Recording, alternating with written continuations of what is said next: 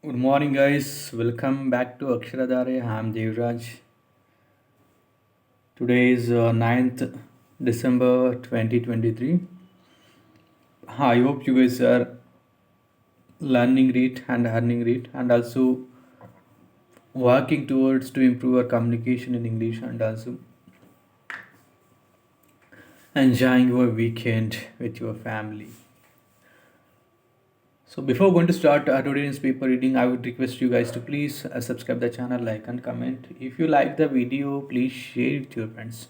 Don't forget to watch the video till the end. So I'm going to give some very important tips and also very important information related to jobs and the competitive exams.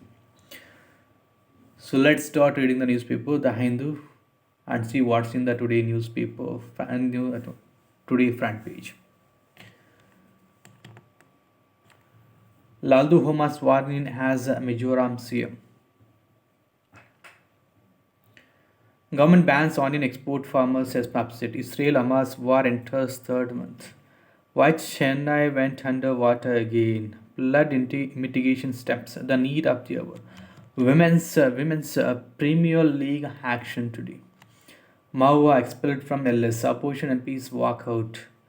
Trinamool Congress leader calls process hanging by a kangaroo court. Party deputes to speak in House but Centre denies permission, citing similar episode during UPA regime in 2005. RBI keeps repo rate at 6.5%, raises GDP growth forecast. A government to consider proposal on cloud seeding. SC rejects plea for probe against EPS. BJP to pick CMs for three states over weekend.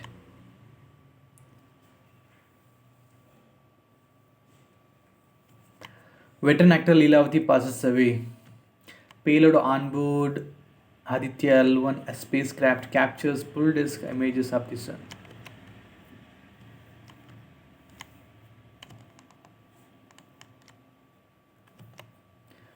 CBI helps extradite a person wanted for rape and cheating. The accused Midhun V.V. Chandran was booked for rape, cheating, and criminal intimidation at the Mahadevapura police station in 2020. The accused had pled to the UAE, and the CBI got Interpol to issue a red corner notice against him on January 20. Man held on molestation charge. IIPM conducts a convocation ceremony. Direct recruitment for the post of LDC Group post, say post at Rashtriya Military School.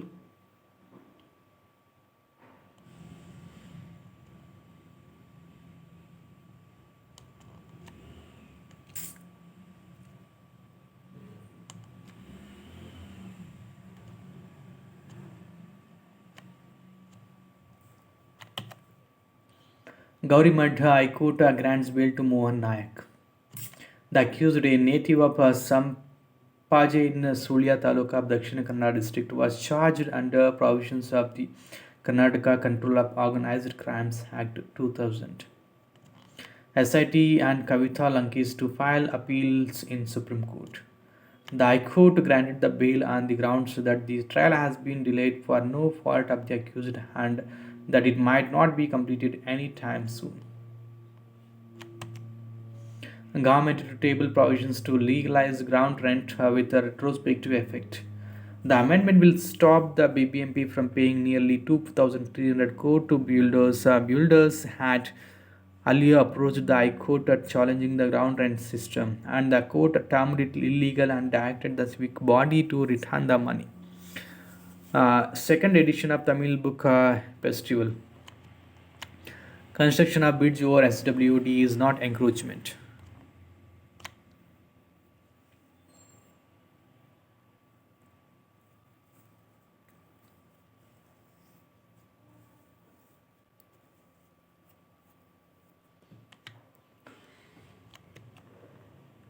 Bangalore had most acid attack victims in 2022, shows NCRB data. City recorded 8 victims from 6 incidents, while Delhi had most acid attack incidents. 7 and the same number of victims. NCRB considered 19 metropolitan site cities to present the data. Civic body asks telecom companies to declare unauthorized OFCs. Technical glitch on website threatens NAAC accreditation of many government colleges. Protest by police in Chikmagaluru is absolutely unacceptable, I quote. Carcasses of tiger, cub found in Gundlupet, poisoning suspected. Too bad. State should capitalize on China plus one strategy, Gunjan Krishna. Invest Karnataka Conclave to the 2022 attracted investment worth 5,41,369 crores, says MB Patil.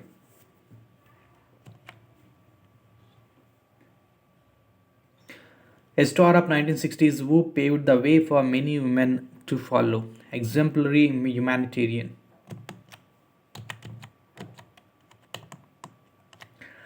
Government to consider proposal to carry out cloud seeding.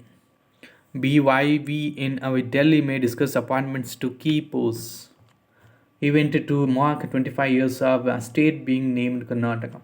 Ashok acknowledges lack of communication. Ethnal are frustrated over not being made state BJP president or leader of opposition, says Siddaramaiah. Veteran CPI leader Khanam Rajendran passes away. Michong followed path of five similar weather systems. Cyclonic disturbances in 1976, 1982, 1984, 1996, and 2005 brought intense downpour, leaving Chennai flooded with both the Kuom and Adja major rivers traversing the city in spate. Ex-CM Chandrasekhar Rao hospitalized with hip injury. Kerala Governor CPI battle over plea and financial emergency in state. Congress fulfills promise of free bus rides to Telangana women. 28th edition of International Film Fest kicks off in Kerala. CM hails unwavering political content. BJP MLAs elect unlikely to attend swearing in today. Let's read this editorial page written by the co-author. India's alarming fixed dose combination problem. A group of academics from India, Qatar, and the United Kingdom recently published a worrying new study in the Journal of Pharmaceutical Policy and Practice 2023 1639 on the volume of unapproved and even banned fixed dose combination of antibiotics that are being sold in India. Using sales data of the pharmaceutical industry, the study documents that in the year 2020, 65% of 5% FDCs of antibiotics comprising 239 formulations were unapproved, and another 9.9% comprising 39 formulations were being sold despite being banned in the country. That so many of these unapproved or banned FDCs contain antibiotics is alarming because of the increasing prevalence of antibacterial microbial resistance in India. FDCs are combinations of one or more known drugs and can be useful in the treatment of some diseases since the combination can improve patient's compliance. For instance, if a patient has to take three different medications for a particular treatment, she may forget to take one. But if all three medications are combined into one tablet or one syrup, the chance of her forgetting to take one or two of the drugs is reduced. For diseases such as AIDS, it is well documented that FDCs have proven to be very useful in improving patients' compliance, which at the end of day improves treatment outcomes.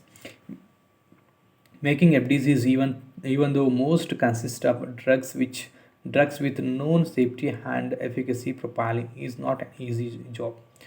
All drugs have side effects, and when formulated together, there is a possibility that the active ingredient or even the excipients inactive ingredients may affect the way that each drug functions. For example, the drugs may interact in a way to reduce the therapeutic efficacy of each active ingredient. Or worse, the drugs may interact with each other to create a more toxic element, often called metabolites. This is why it is crucial that all FDCs go through a scientifically designed approval process where such interactions can be evaluated. The pharmaceutical industry's love for FDCs. Pharmaceutical companies in India use these FDCs to escape liability under multiple laws without much concern for public health. One such law is the Drugs Prices Control Act, which under which the government fixes the prices of individual drugs. Since the drug combinations were traditionally not covered under the DPCO, the pharmaceutical industry decided that making FDCs provided an easy way to escape the remit of the DPCO.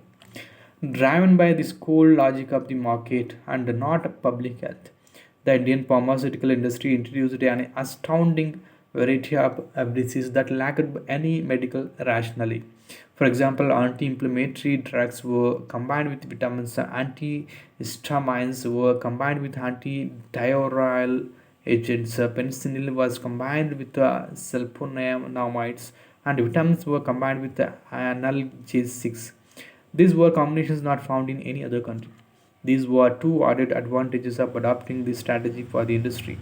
The first, the fact that because of the bewildering variety of FDCs being sold in the market, there were no standards set by bodies such as the Indian Pharmacopoeia Commission for testing these drugs for quality of manufacture. When there are no standards recognized by the law, there is no question of manufacturing not of standard quality drugs, and hence there is no possibility of prosecution under the Drugs and Cosmetics Act 1940. At most, when these fabrics are sampled in the market and sent for testing, the usual protocol for government laboratories conducting such tests is to write to the manufacturers and ask for their own protocols to test the drug. In other words, the pharmaceutical industry gets to provide its own standards in order for the government to test their drugs. The second advantage of going down the FDC route is that it gives individual companies a reason to recharge higher prices for their drugs. For example, if 20 differential pharmaceutical companies were manufacturing and selling a drug such as azithromycin, they would have to compete furiously and reduce prices to capture a larger share of the market. But if they combine azithromycin with another drug, for example, Cipixime, to create a FDC, they can claim it as a new unique product catering to a specific need, thereby allowing them to charge a higher price until others introduce similar products, at which point the first mover may try to create a new FDC. When the market and the regulatory structure rewards these manufacturers such pseudo innovation rather than for discovering and developing true innovative medicines. This is what happens. These dubious FDCs can command higher prices. Of course, none of this is possible without doctors who are willing to prescribe such FDCs. While it is tempting to paint all such doctors as corrupt, the fact of the matter is that most doctors wrongly presume that the drug regulator is doing its job when a product is sold on the market. The FDC problem has been on the regulatory radar since 1978 when the past government committee studied the issue and admitted that we had a problem on our hands.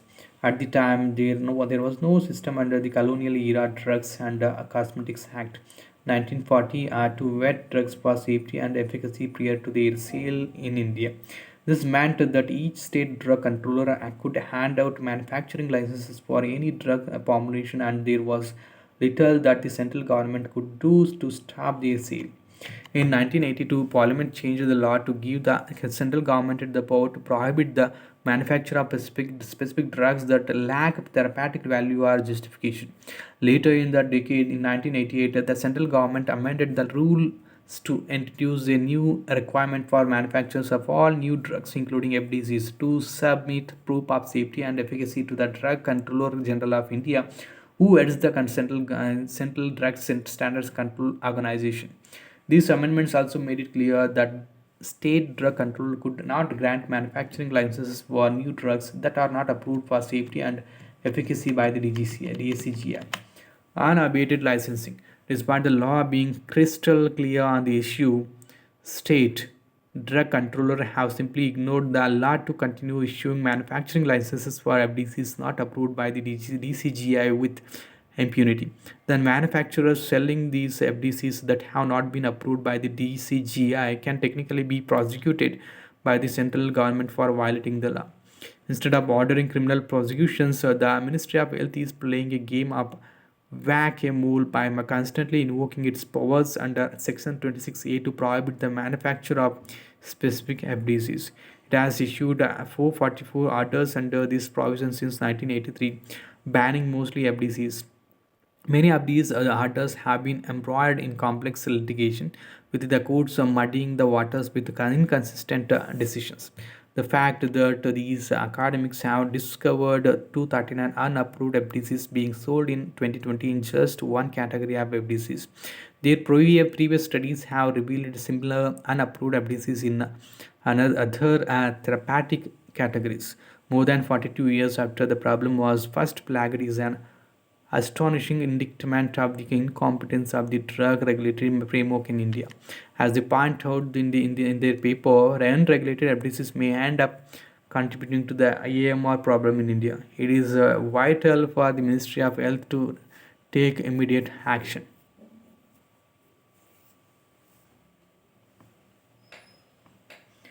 This is about the medicine. In envidious divide, India can do without politicians exasperating a north-south polarization. Uh, Bridge this deficit between India and Sri Lanka. Let's read this. What is India and Sri Lanka about? This is the announcement by Sri Lanka's President Ranil Wickremesinghe recently about a proposal to establish land connectivity with India has come none too soon. None too soon. 20 years ago in Chennai, Mr. Wickremesinghe, then Prime Minister, while delivering a lecture, floated the idea of building a bridge linking Rameshwaram in Tamil Nadu with Talaimanar in the northern province of Sri Lanka. This was part of his larger vision of regional economic integration, encompassing his country and the southern states of India and aimed at generating more opportunities for economic growth. He has been discussing the concept of economic integration on many an occasion that and at several international fora. But whenever groups and parties claiming to represent the interest of Sinhale Buddhists expressed their opposition to the proposal on the ground that this would not be in benefit Sri Lanka, the talk of having expanded physical connectivity would die down. In December 2015, when India's Road Transport and Highways Minister Nitin Gadkari informed the Lok Sabha that the Asian Development Bank was willing to fund the bridge project of 24,000 crore, Sri Lanka's response was muted, followed by sharp criticism from the project opponents. However, to the credit of Mr. Vikram Singhe and Prime Minister Narendra Modi, the idea of land connectivity was not abandoned. It found a mention in a joint statement issued in July after the two latter leaders met in New Delhi. The document even stated that a feasibility study for such connectivity will be conducted at an early date. As a follow-up, Mr. Vikram Singhe, who is also finance minister, in his budget address on November 13 referred to the project of land connectivity and said we expect to utilize Colombo port to meet the supply needs of Southwest India and Trincomalee port to meet the supply needs of Southeast India.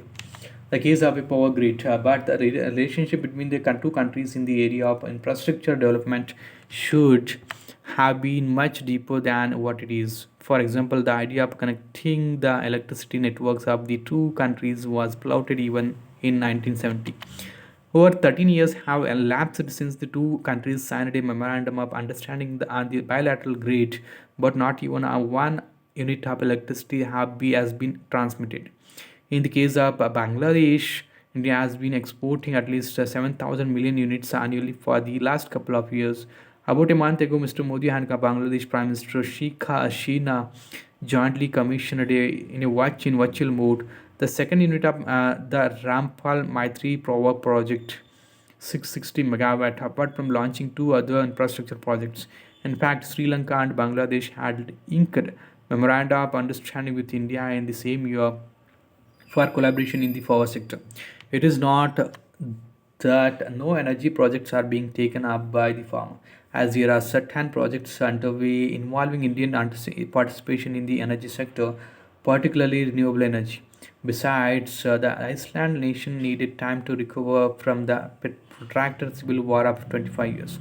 Yet, the progress of the transmission network project, envisaging the transfer of 1000 megawatt and the establishment of a high voltage direct current overhead link between Madurai and New Abharana, Sri Lanka, does not reflect well on the two countries.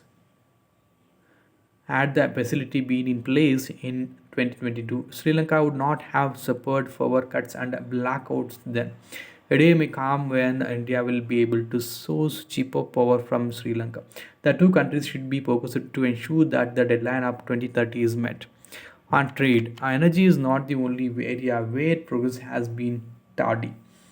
The India-Sri Lanka Free Trade Agreement was signed in December 1998, yet the two countries have not yet been able to go behind it despite holding talks for years and entering into an economic and technology cooperation agreement. After a break of 5 years, the negotiations resumed a few weeks ago, notwithstanding several constraints. Even now, bilateral economic ties seem to be on better footing with India regaining its position last year as the largest source of imports and accounting for about 26% of total imports of Sri Lanka. Though certain portions of imports were through credit lines supported by India in the wake up of the economic crisis. In the area of tourism, which is a major source of revenue of Sri Lanka, India remained the largest single country of tourist arrivals, with its rate being 17% of the overall number of arrivals. But the potential is much higher, and the underperformance of Sri Lanka is telling, going by India's bilateral trade in 2021 with its southern neighbor and Bangladesh. Whose recent economic raw growth has been impressive. The size of the farmer was 5.4 billion in 2021, whereas that of the later was 18.14 billion. A start has been made. Sri Lanka, which has a long track record of the incumbent government ensuring the smooth transition of power to its successor after electoral defeat, should not be bogged down in the baggage of history. The presence of anti-Indian internationalist process in the political class is nothing unique to this country. Still, Bangladesh has shown the way to have a mutually beneficial economic relationship. In fact, with respect to Sri Lanka, the momentum generated by certain developments in the last 1 year as resumption of air services between Chennai and Jaffna, the launch of passenger ferry services between Nagapattinam and Kankasethurai, Santura, and a joint venture agreement among India's National Dairy Development Board, the Gujarat Cooperative Milk Marketing Federation, and the Corgils of Sri Lanka for self-sufficiency in the dairy sector should be sustained and improved upon. There is always reason why Sri Lanka, once viewed as a high standard of living and stable economy, should be keen on making this a reality.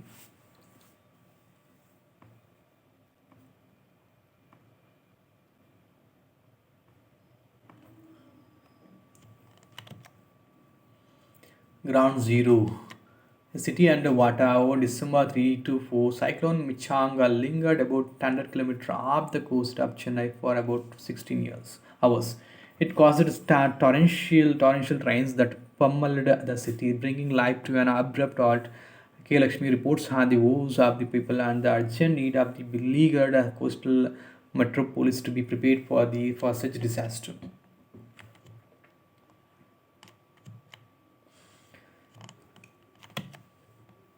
Maitra exploded a portion walks out. Laldu Hamas sworn in as a Mizoram's chief minister. Seven cabinet ministers and four ministers of state take oath. CM announces 12 programs, says his government will give priority to farmers and form a panel to monitor development projects. Graft nepotism replaced by growth in 10 years. Sure. New climate draft seeks tripling up a renewable energy capacity. ITC jokes, Modi says money looted from our public will have to be returned. Judges should not preach. SC and Calcutta SC advises to girls. India's strategic partner, but plot must be approved. Yes. Mawa Moitra strikes a defiant note, says her fight will not stop. Trinamool leader says the findings of the panel were based on two contradictory affidavits filed by two private individuals. She accuses Mr. Modi government of trying to shut down a women MP in every parliament that passed the Women's Reservation Bill. Mamata backs expelled Trinamool MP. She says she will get ticket next LS election. Congress conducts prank discussions on MP Nath's speech future and unclear.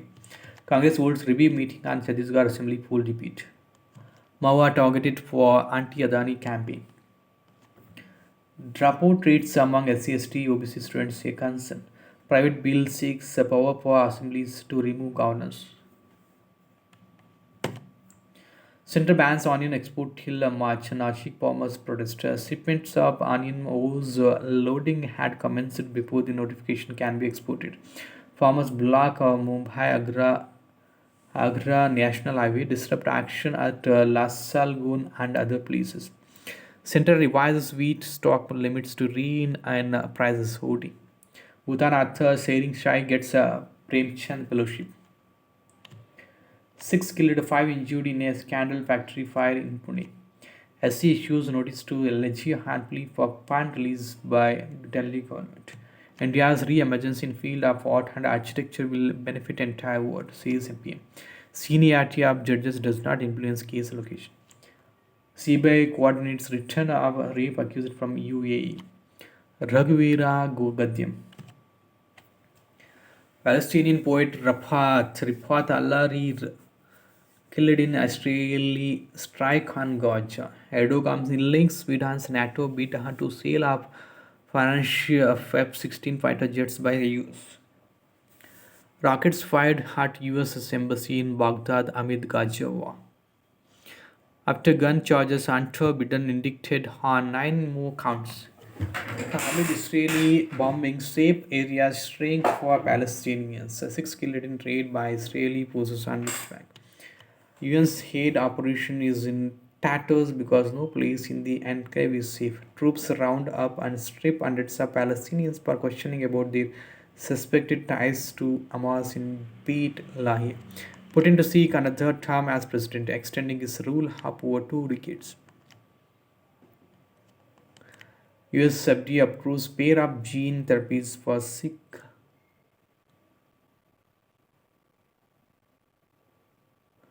sickle cell disease. Rights group has 94 media workers killed this year.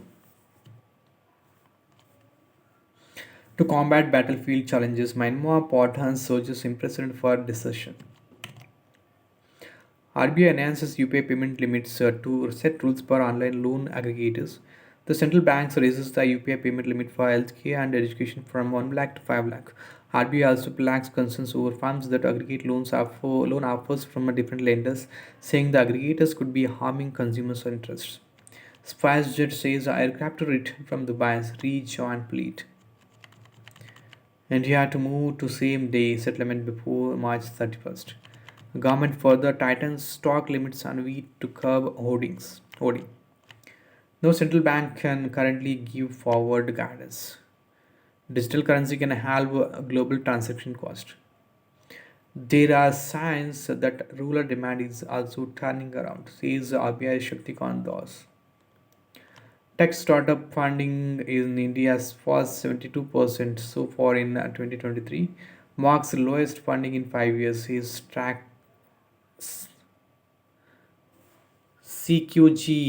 GQG partners boards GMR. SoftBank sells 1% in Zomato. ODI World Cup final pitch termed average by YCC. England withdraws Emma Lamba from one of its tests against India. Masters champ John Ram confirms jump to LIV Golf. Navin does the start turn for the Bang against Bulls. Athapathu and Wat line field as the players go under the hammer. Action will not be a distraction for us. Women in blue need to strike back to keep the series alive. Sikoma cruises past defenders, marches into the semi-finals. West Ham punishes Wasteful at Tottenham while smarting Everton stands a new scandal. Newcastle. Victoria Punch claims the Chhatrapati plate. Advani to take on Malkit in the six red snooker semi-finals. Anant Jeet Raja top the skeet trials. Om Prakash and Rail share the lead after day two. Maharashtra will be worry of in farm Kerala. Samson's men had toppled the defending champion Saurashtra in their campaign opener. Kedar's boys have blended power hitting with consistency. Bangalore FC suffers a humiliating loss to MCFC. This is not Bangalore FC. Changes are coming. We need to get back to where we belong. This is embarrassing. Pre-book your copy. Former India goalkeeper Subrata Fall calls it quits. The custodian made its debut against Lebanon in the World Cup qualifiers in 2007 and had 65 appearances while he turned out for many clubs including Mohan Bagan and East Bengal. Prarthana loses double semi-finals in Dubai. Saja and Sushil Rashid star in Ichiban's Samurai victory. Tiger hopes to find his roar again, one meticulous step at a time. The 15-time major winner returned to action at the Euroward Challenge in the Bahamas after an 8-month layoff. Though Rusty, the 47-year-old, is now playing pain-free, he is full of competitive zeal and believes there are more titles in him. I drove it on pretty much a string all week. Granted, these fairways are big. Had my ball speed up, which was nice. This goes long and winding road towards redemption. Once the rage of the Real Madrid and Spain, Isco was never the same player after the 2018 season. 5 years since, the now 31-year-old seems to have finally found a second wind again and a loving home at Real Betis. For now, things are going well. I'm proving to myself that I still have football in me. I'm enjoying it, which is what I wanted, and I hope both Betis and have a spectacular season. Game theory. This is the last page, guys. Today is the Saturday. There is no text and context speech. So please continue reading for 2 hours to make you better in English communication and also command over the language, English language. So I hope you guys have enjoyed the newspaper reading and don't forget to subscribe to my channel. If you like the video, please share with your friends. It may be useful for somebody to utilize the opportunities from the Akshardhare and team. See you in the upcoming videos, guys. Have a great day. Bye bye. Take care.